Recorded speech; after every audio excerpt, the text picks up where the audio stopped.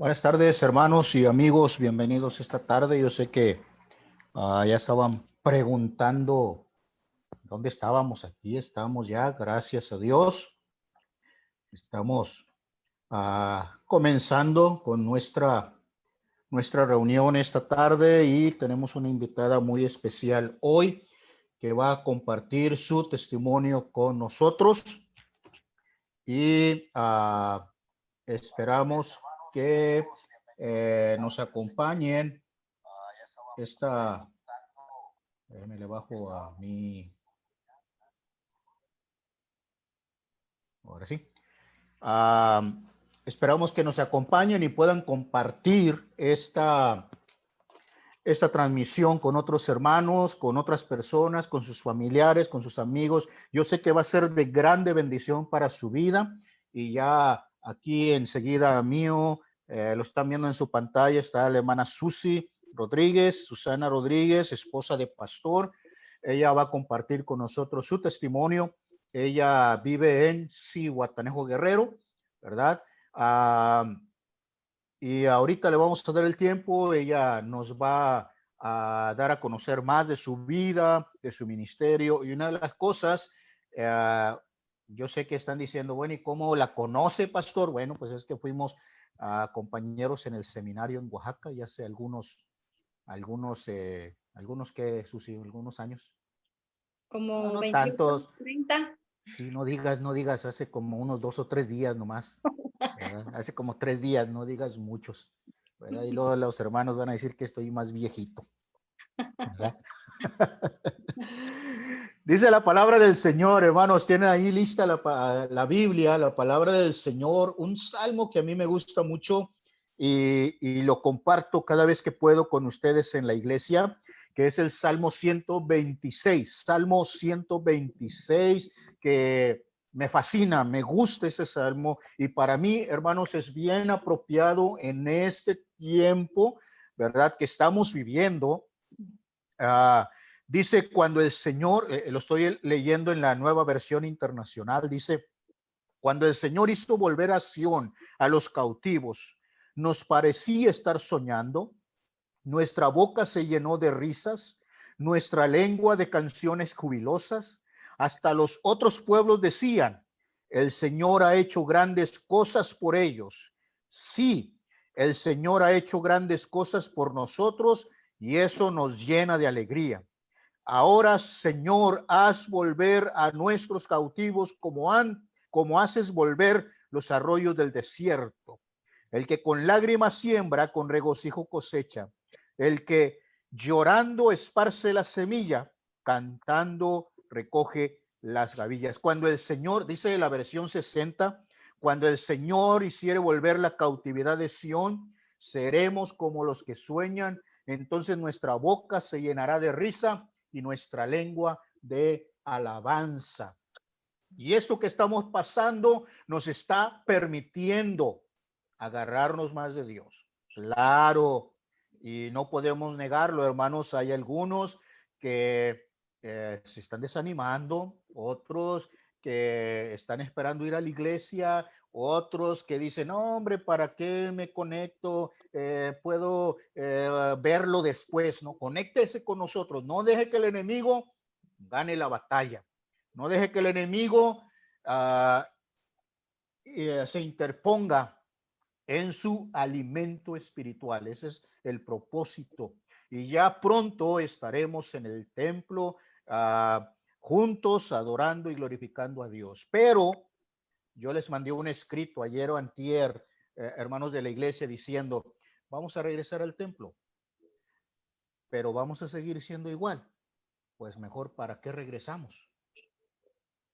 El propósito es de estar en el templo, trabajar más para Dios, compartir la palabra de Dios con aquellos que no le conocen, ver el poder de Dios en nuestra vida. Así que piénselo, cuando Jehová hiciere volver la cautividad de Sión, seremos como los que sueñan. Nuestra boca se llenará de risa. Cuando Dios quite todo esto, habrá una bendición enorme. Acuérdese, hermano, que hemos dicho que detrás de la prueba detrás de la aflicción viene la bendición. Y detrás de esta aflicción viene la bendición de Dios. ¿Qué le parece si oramos, hermanos, ahí donde están? Cierre sus ojos, puede ponerse de rodillas, hágalo. Si no, cierre sus ojos, abra su corazón a Dios. Bendito Padre Celestial, esta noche, esta tarde, queremos darte gracias por tu amor, por tu misericordia para nosotros. Queremos, Señor, decirte gracias por cuidarnos, por bendecirnos, aunque no merecemos tus bendiciones. Tus misericordias son nuevas cada mañana. Gracias, bendito Dios, porque podemos compartir tu palabra con aquellos que no te conocen. Gracias, Padre, por los hermanos que ya están conectados y que comparten esa transmisión con otros. Pedimos que aquellos que nos miran y que no te conocen, que tu Espíritu Santo toque su vida y haya un cambio en su vida esta noche. Padre, pedimos por la hermana Susi Rodríguez, que tú la bendigas, que tú la uses, que Señor tú hables a través de ella y que todo lo que va a compartir llegue a nuestro corazón y que tu Espíritu Santo, como dije antes, toque las vidas de las personas, de aquellos que no te conocen. Gracias, Padre, por tu amor. Gracias, Padre, por tu misericordia. Gracias en el nombre de Jesús. Amén. Y amén. Hermanos, no quiero tomar más tiempo. Quiero que escuchemos el mensaje de la palabra del Señor a través de nuestra hermana Susi Rodríguez. Ella se va a presentar, ella va a compartir su testimonio con nosotros y va a compartir la palabra de Dios con nosotros. Así que, hermana Susi, adelante, es su tiempo. Gracias, hermano Roberto. Gracias, iglesia, por estar aquí.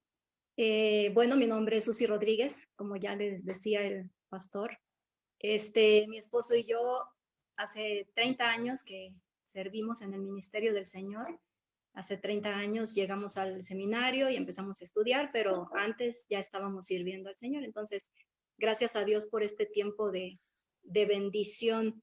Y bueno, gracias a Dios también por la oportunidad de compartirles el testimonio de sanidad, que se me hizo bien interesante cuando su pastor, el hermano Roberto, me dijo que me invitaba a dar mi testimonio de sanidad, porque generalmente cuando uno pasa por una crisis, bueno, no sé si generalmente, pero muchos hacemos más énfasis en la crisis que en los milagros.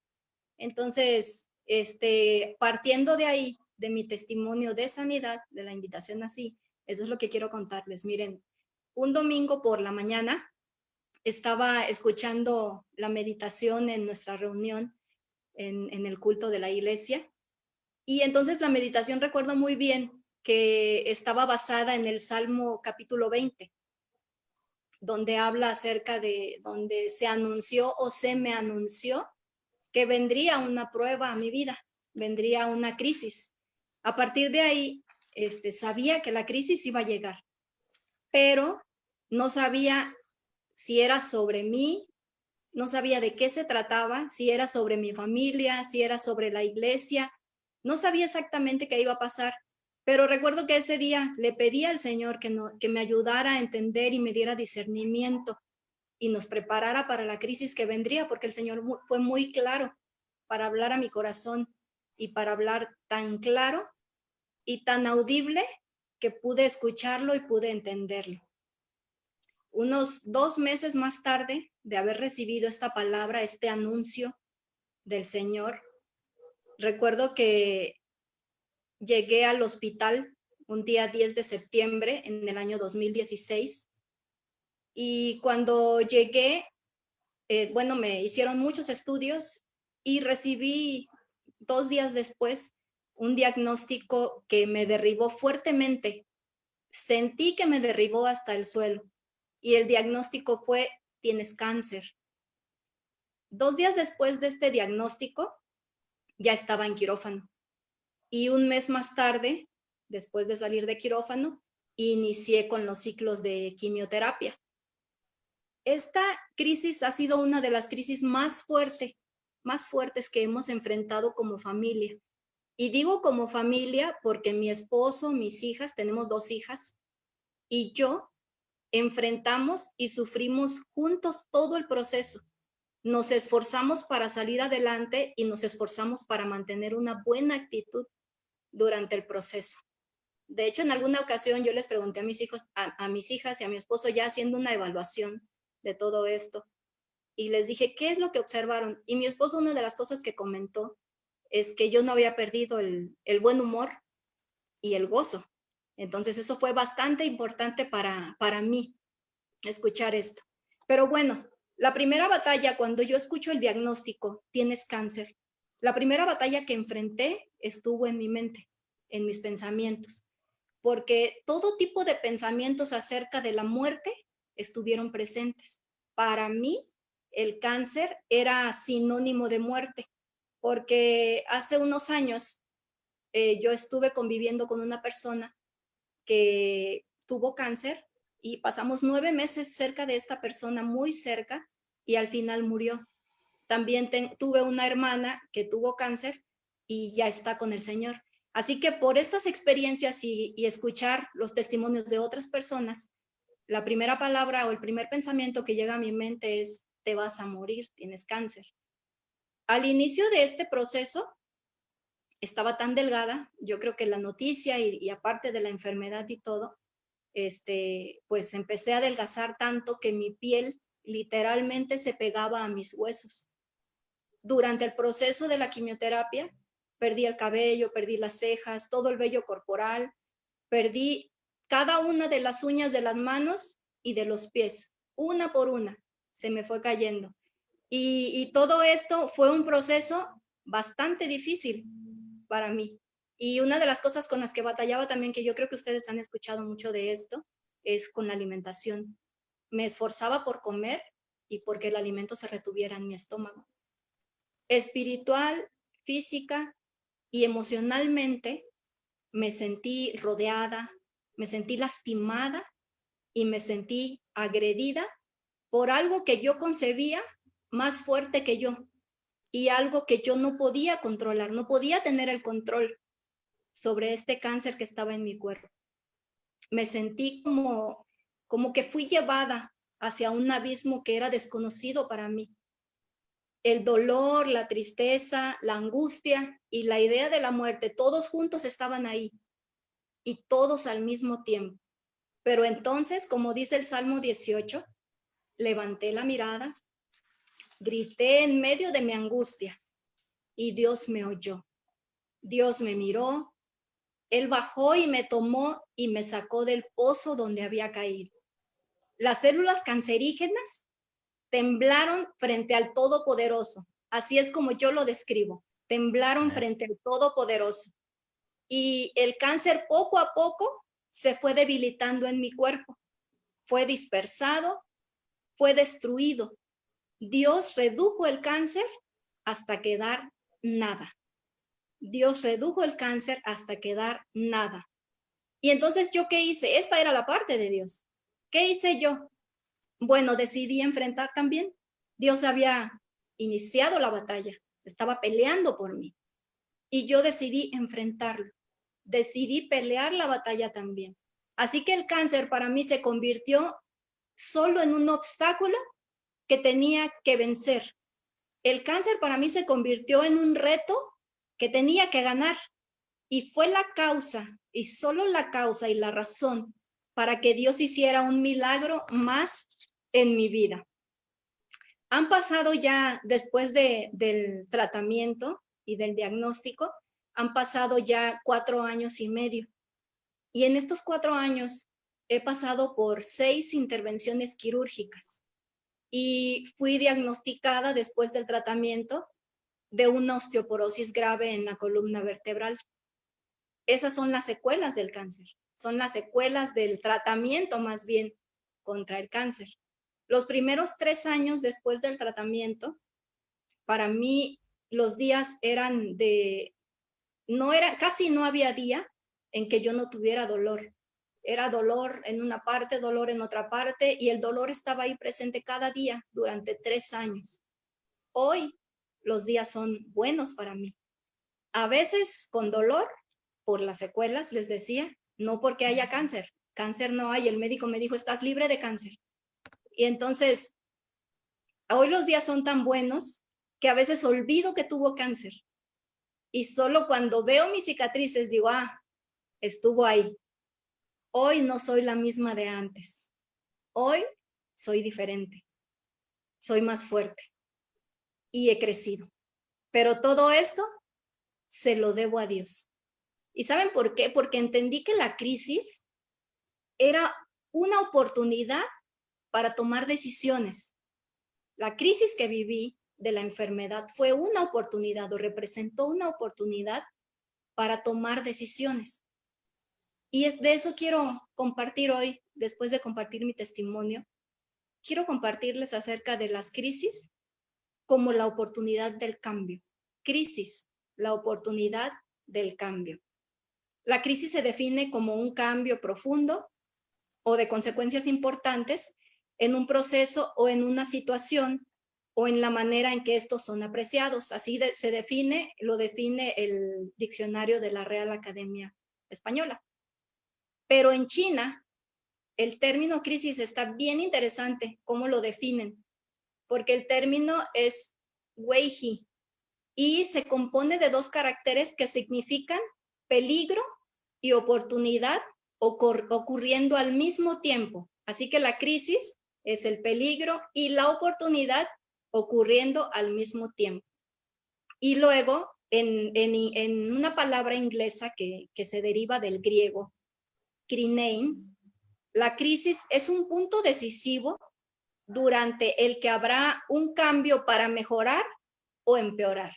Fíjense, así que crisis no tiene que ver necesariamente con el problema, sino con un momento en el que tendrás la oportunidad de un cambio que te llevará a mejorar o que te llevará a empeorar.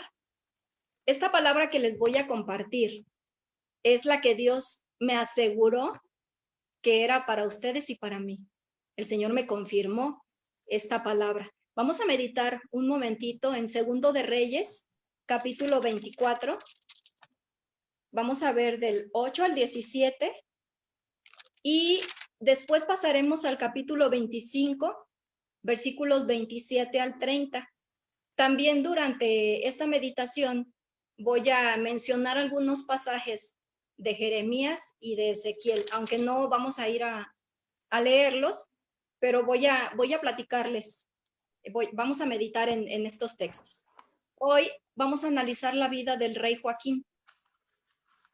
El rey Joaquín fue rey en Judá, en Jerusalén, como decimos, ¿verdad? Él empezó a reinar a los 18 años. Y curiosamente, el rey Joaquín reinó solamente por 3 meses y 10 días. Y después de este tiempo, 3 meses y 10 días, él fue llevado cautivo por el rey de Babilonia, que en este tiempo era Nabucodonosor, que yo creo que todos lo ubicamos bastante bien, ¿verdad? A Nabucodonosor. Bueno, durante estos 3 meses y 10 días de su reinado, la Biblia dice en el versículo 9 de Segundo de Reyes 24, que él hizo lo malo ante los ojos de Jehová, conforme a todas las cosas que había hecho su padre. Y entonces, después de este tiempo y después de esta condición de vida, vino el rey Nabucodonosor con sus siervos a Jerusalén y la sitió, la rodearon, de tal manera que nadie podía entrar ni salir. Dios generalmente, o creo que siempre, les avisaba a los reyes a través de sus profetas cuando su pueblo iba a pasar por una crisis. Recuerden que no solo estuvieron bajo el cautiverio babilónico, sino también bajo el cautiverio asirio. Entonces, Dios les avisó y Dios les avisaba por varias razones, pero entre ellas era porque Dios estaba permitiendo que llegara esta crisis a su pueblo como una disciplina, como un castigo o con propósitos que Dios quería cumplir en la vida de su pueblo. Y Dios les avisaba y les advertía que ya cuando Él estaba permitiendo esta crisis o este cautiverio, esta conquista, ellos no debían oponerse o rebelarse al imperio que viniera a conquistarlos, sino que pacíficamente deberían permitir la conquista, puesto que Él la estaba permitiendo. Así que el rey Joaquín, como dice la palabra, salió pacíficamente, dice el versículo 12, que salió el rey Joaquín y se entregó al rey de Babilonia. Para nada, no tuvo para nada la intención de rebelarse o de oponerse, sino que se entregó a él. Y dice que también salió su madre, sus mujeres, dicen Jeremías, sus siervos, sus príncipes y sus oficiales. Todo este grupo de personas importantes para el reino fueron llevados cautivos a Babilonia. Ahora, después de esto, ya en los versículos siguientes hasta el 17, dice que el rey de Babilonia se llevó a los demás que quedaban ahí en Jerusalén, pero solamente quedaron los muy pobres en Jerusalén. Así que todo Judá fueron llevados cautivos a Babilonia. Y ya no se sabe más del rey. Ya no se sabe más en este tiempo. Hasta 5 años después, en el libro de Ezequiel, encontramos el nombre de Joaquín mencionado como una referencia cronológica para las profecías de Ezequiel, pero fueron 5 años después. Entonces, durante 5 años no se supo nada del rey Joaquín, hasta que lo menciona Ezequiel y lo menciona como que había sido llevado cautivo también a Babilonia. ¿Qué pasa con el rey Joaquín después de esto? Después de estos 5 años, ya no sabemos de él, sino vayan al capítulo 25, en el versículo 27, dice, aconteció a los 37 años del cautiverio de Joaquín, 37 años encarcelado. Fíjense qué interesante.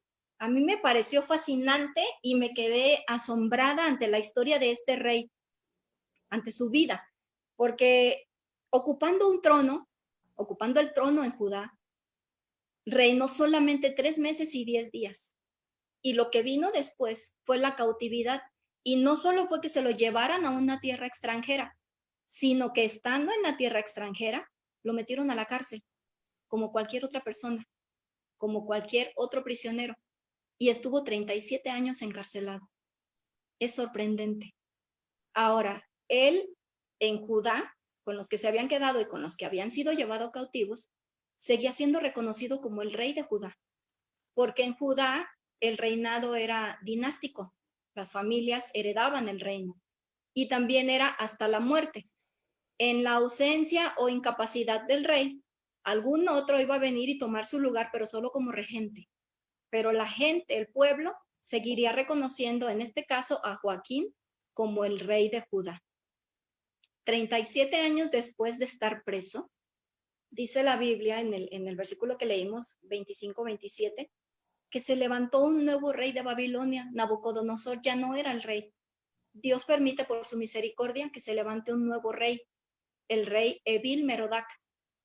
Y pasa 1 año solamente del reinado de este rey y toma algunas acciones que beneficiaron al rey Joaquín.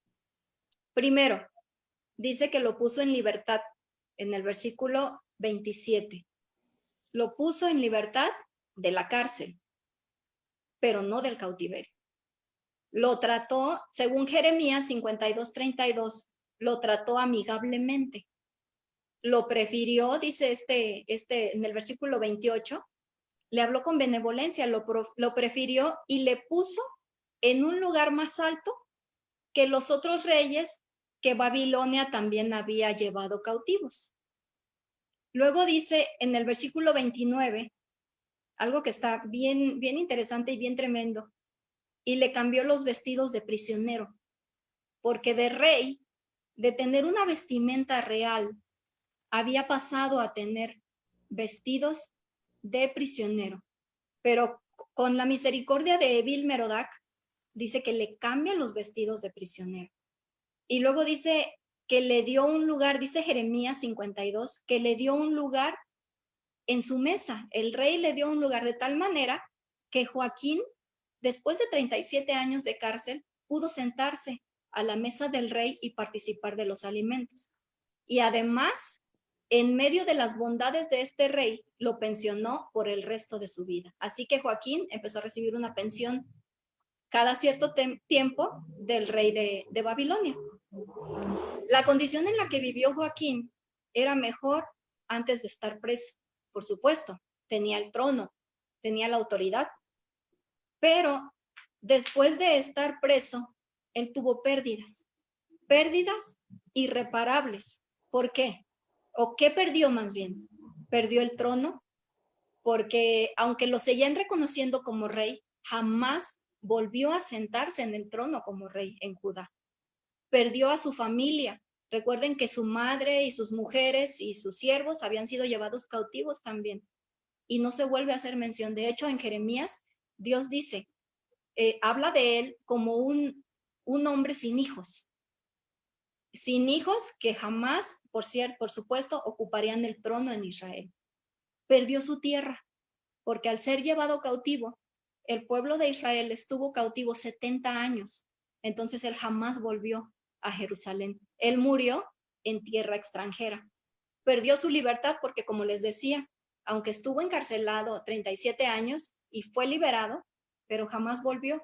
Vivió como un cautivo por el resto de sus días hasta el día de su muerte.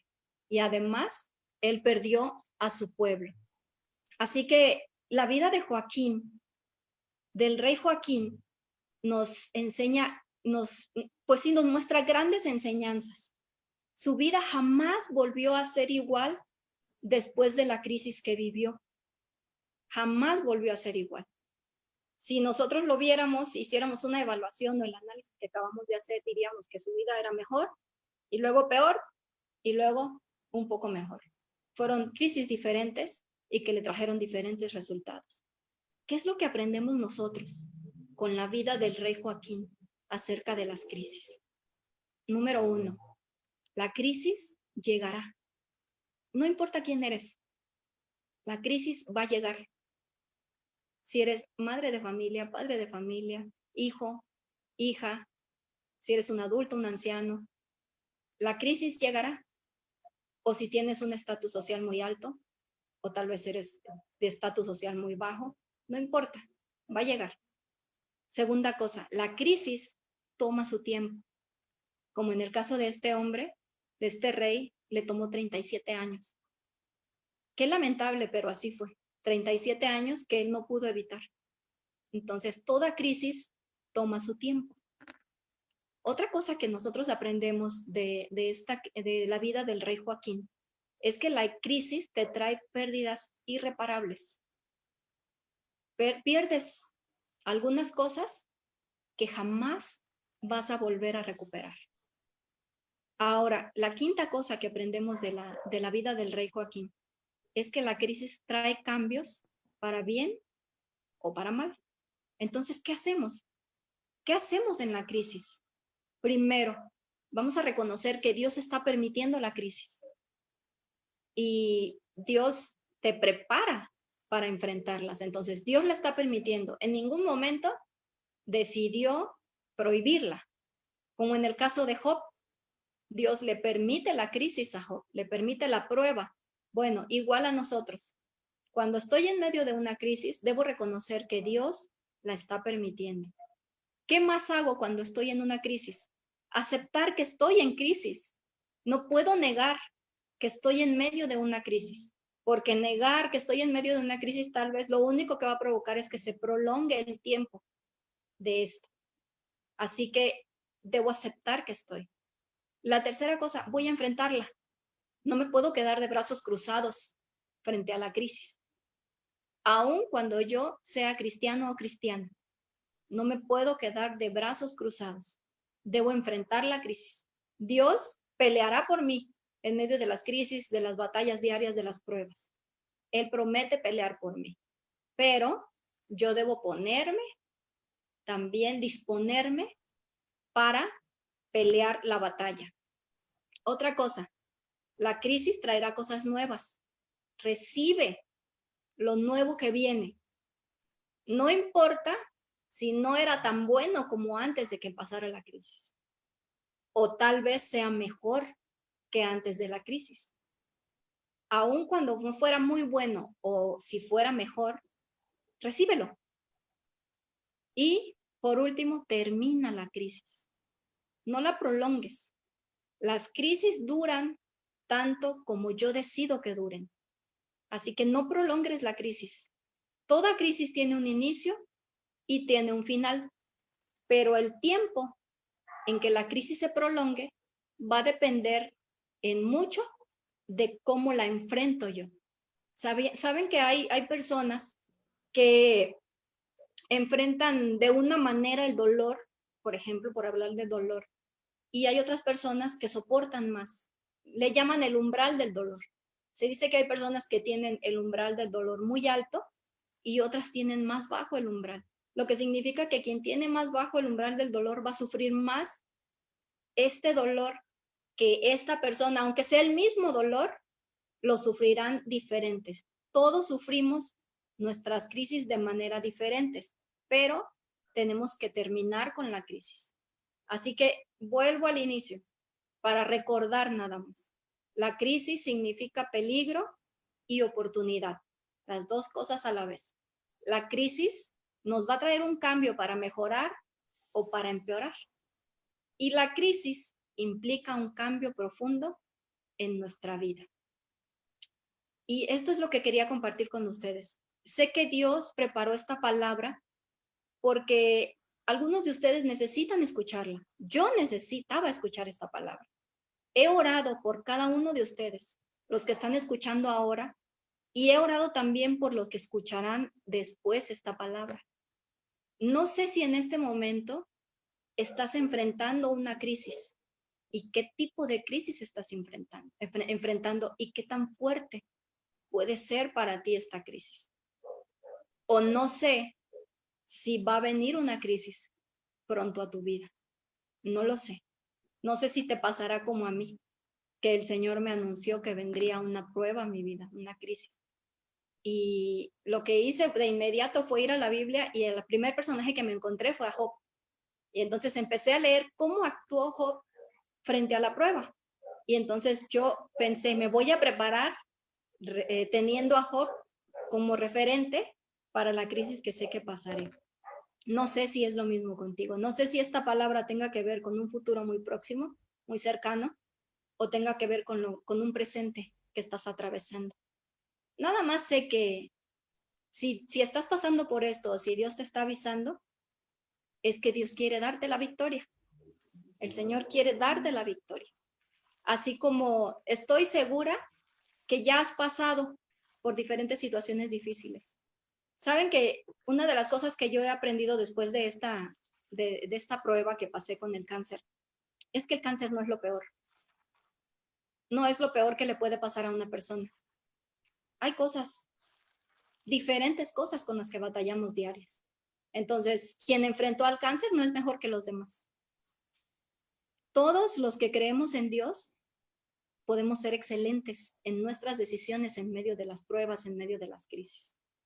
Lo único que debemos hacer, los pasos a seguir, ya los mencionamos, pero también tenemos la palabra que nos ayuda en nuestras debilidades. Y además, quiero terminar con este texto que dice que las armas de Dios están hechas para derribar fortalezas, ahí en Corintios. Dice que las armas de Dios que nosotros tenemos están hechas para derribar fortalezas. Entonces, no importa qué tan fuerte sea la crisis por la que estamos atravesando o por la que atravesaremos tal vez. Y nuestra vida y lo que Dios nos ha dado, las herramientas que Dios nos ha dado, nos hacen capaces de enfrentar esta crisis y las que vendrán. Deseo con todo mi corazón que el Señor les bendiga y que el Señor nos ayude a seguir viviendo vidas victoriosas, pues estamos hechos para la victoria, estamos capacitados para enfrentar las crisis y para ser victoriosos en medio de ellas y al terminar con ellas. Que el Señor les bendiga. Gracias, hermana Susana, Susi Rodríguez. Una bendición poder escuchar el testimonio y ver que la crisis que ella tuvo, es probable que muchas personas estén pasando por lo que ella ya pasó. Tal vez un familiar suyo, tal vez un amigo suyo, no lo sé, pero me gustaría, hermana Susana, aunque tenemos algunos, ¿cómo se dice? Segundos de diferencia entre nuestra transmisión y la transmisión en vivo, pero si hay alguien, hermanos, hermanas, que tiene alguna pregunta para la hermana Susana, háganla, pónganla en el Facebook y yo se la paso a la hermana. Si hay alguien que tiene alguna pregunta o tiene alguna palabra para la hermana, díganos, necesita un consejo, necesita, claro que no vamos a dar el consejo ahorita, ¿verdad? Ella puede comunicarse con usted, pero ¿tienen alguna pregunta? ¿Por qué no nos la pone ahí la pregunta? ¿Algún comentario para la hermana que está con nosotros esta tarde, verdad? Y yo sé que no va a ser la última vez que va a estar con nosotros, vamos a seguirla invitando, aunque regresemos al templo. Yo quiero seguir teniendo estas transmisiones con hermanos invitados, con pastores, con esposas de pastores, para que nos alienten, nos ayuden, nos dé palabra de Dios. ¿Habrá alguien que tiene alguna pregunta, hermanos? Ese es el tiempo de hacerlo. Estamos viviendo una crisis, la hermana vivió una crisis, ¿verdad? Tal vez en su familia está viviendo una crisis, ¿verdad? Yo creo que la mayoría, hermana Susana, hemos vivido crisis de diferentes maneras. La hermana Susana le tocó tener una crisis en el cáncer, otros hemos tenido otras crisis diferentes, pero también dolorosas, ¿verdad? Y me gustó la última parte que dice, termina la crisis, porque hay personas que tienen años y años y años de haber pasado por la crisis y ellos todavía no la terminan. Todavía la tienen ahí, no la han dejado. Yo les digo a los hermanos aquí en la iglesia, no hemos dejado el morral a Dios, ahí lo traemos. Aunque la crisis ya se acabó, nosotros todavía seguimos cargando la crisis. Por eso la última parte, bueno, todas, ¿verdad? Aceptar, hay que enfrentarlas, hay que pensar en las cosas nuevas que vienen y luego dice, terminar la crisis. No te quedes con la crisis ahí, no sigas con la crisis. A lo mejor la enfermedad o el problema ya se quedó, ya pasó, y tú sigues cargando con eso. Hay mucha gente así que sigue cargando, que sigue viendo el problema, aunque eso ya quedó atrás, ¿verdad? ¿No hay nadie que tenga alguna pregunta? Creo que no, creo que todos, o tú eres, hermana Susana, muy buena maestra, o nosotros somos muy buenos alumnos, ¿verdad? Así Seguro que, que sí. porque no hay alguna pregunta ahí. Muy bien, hermanos, pues gracias a Dios por la hermana que ha estado con nosotros. Dije al principio, ella es esposa de pastor, su esposo se llama Alejandro, ¿verdad? Ellos son pastores en Zihuatanejo, Guerrero. Y Zihuatanejo, Guerrero está allá por Acapulco, ¿verdad? O Por Acapulco. en Ixtapa, ese ¿En es Ixtapa? otro lugar diferente, ¿verdad? Es el mismo Ixtapas y Guatanejo. Ok, Ixtapa. Entonces, allá por Acapulco, más o menos la mayoría conocemos Acapulco, no hemos ido ahí, ¿verdad? Pero conocemos por el nombre. Bueno, por allá viven ellos, ore por ellos, ore por el trabajo que ellos están haciendo. Ellos están iniciando iglesias, ¿verdad? Ellos están iniciando iglesias nuevas en esa área. Están trabajando con la primera iglesia bautista de Zihuatanejo. Ore por ellos, por favor. Ore por la hermana Susi, que Dios la bendiga, que Dios la siga usando, ¿verdad? Y pronto deseamos, esperamos que pueda estar con nosotros una vez más, hermana Susana, y Claro. que Dios la bendiga, que Dios, una vez más, Dios la use. Yo, hermanos, hace mucho que no los veía a ellos más que por este asunto, pero pues gracias a Dios, ¿verdad? Que podemos comunicarnos por lo menos a través de este medio, ¿verdad? Dice el hermano Alberto que Dios la bendiga por compartir su testimonio. Es muy difícil para la familia, lo vivimos de cerca. Es la hermana Margarita, es la esposa del hermano. Dice, lo vivimos de cerca, Dios le bendiga, ¿verdad? Y gracias, dice, por compartir su testimonio. Es muy difícil cuando está pasando eso en la familia. Y muchas bendiciones. La hermana Rosita Reyes dice, muchas bendiciones para usted, hermana. Y la hermana Silvia Vallejo, hermana Silvia, bienvenida, Dios la bendiga. Saludos, pastores, bendiciones igualmente, hermana. Es una familia que amamos mucho, que apreciamos mucho. La mayoría de sus hijos son pastores o esposas de pastores, así que aquí en Estados Unidos, Dios la bendiga, hermana Silvia Vallejo. Yo fui pastor de ellos hace algún tiempo, ¿verdad, hermana? Así que me da mucho gusto saber de ustedes. Muy bien, hermanos, pues vamos a terminar nuestra transmisión. ¿Qué le parece? Vamos a orar. Vamos a orar por la situación que está pasando en el mundo. Que Dios traiga arrepentimiento. Es lo que estamos orando. Que Dios traiga arrepentimiento a toda la gente que lo necesita. Que cuando eso termine, hermanos, no seamos iguales. Que cuando esto termine, no volvamos a hacer lo mismo. Que la humanidad no vuelva a lo mismo. Que haya arrepentimiento. Que la gente se arrepienta de esa rebeldía. Que la gente busque de Dios. Es tiempo de buscar a Dios. Y nosotros, hermanos, estamos aquí para compartir ese mensaje. Así que ore por los médicos, por las enfermeras, ore por las personas que trabajan en los hospitales haciendo la limpieza, ore por los pastores.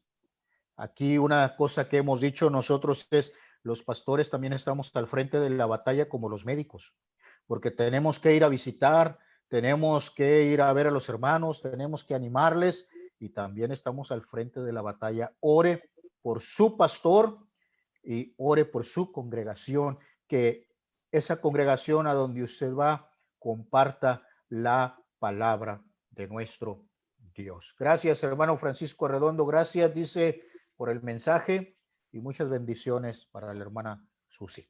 ¿Okay? ¿Qué les parece si oramos? Bendito Padre Celestial, te damos gracias por este hermoso tiempo de meditación de tu palabra. Gracias porque a través de nuestra hermana Susi tú has hablado a nosotros, has tocado nuestro corazón, has tocado nuestra vida. Gracias, Padre, porque nos permites pasar por diferentes crisis. Pero ayúdanos, Señor, a entender que no estamos solos, que tú estás con nosotros.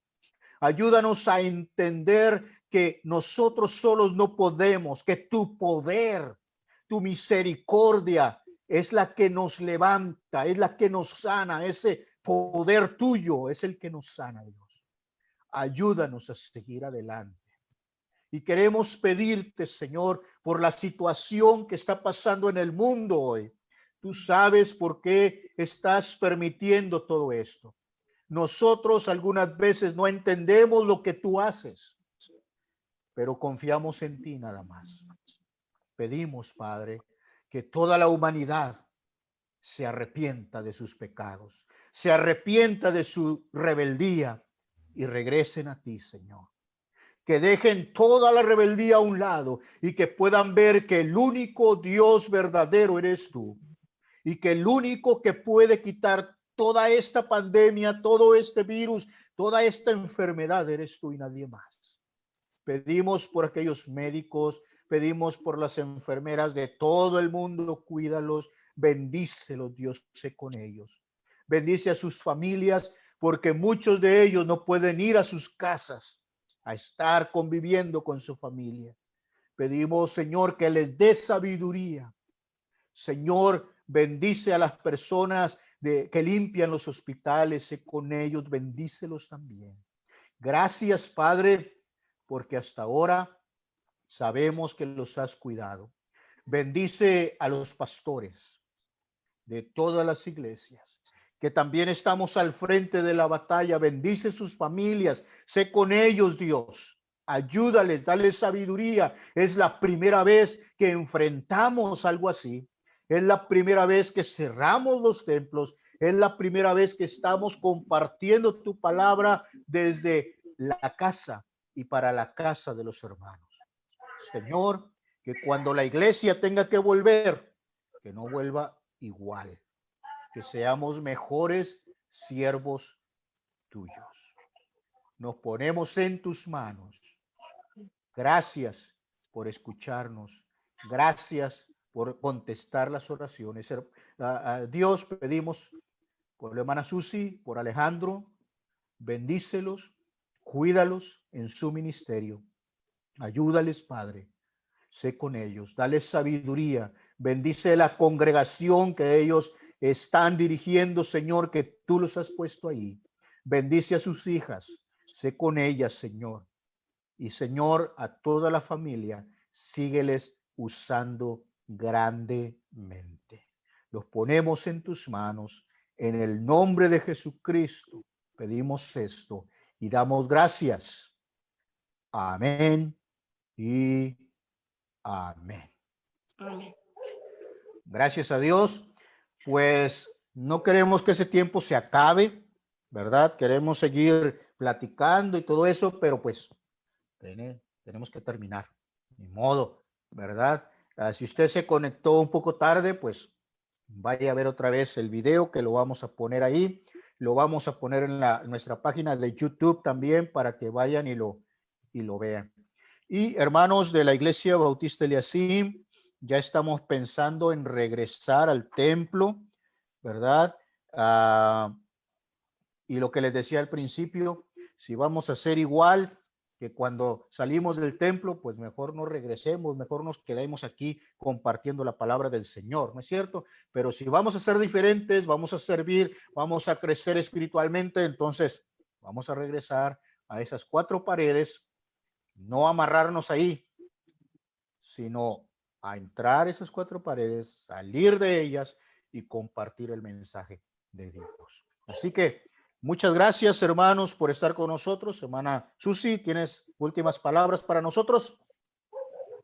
Nada más, hermanos, agradecerles por la oportunidad de compartir la gloria del Señor en mi vida y pues desearles que el Señor les bendiga y por supuesto que seguiremos compartiendo la palabra a través de las redes sociales que han sido una enorme bendición, ¿verdad? Que el Señor bendiga su palabra y que corra y traiga mucho fruto. Dios les bendiga, Iglesia Eliasim.